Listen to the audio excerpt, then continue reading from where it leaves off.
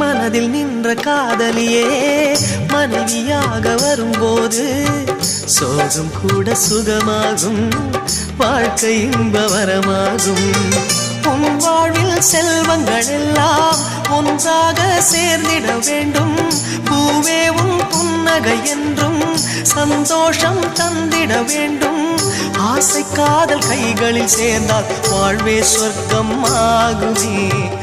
ஆசை காதல் கைகளில் சேர்ந்தால் வாழ்வே சொர்க்கம் ஆகுமே.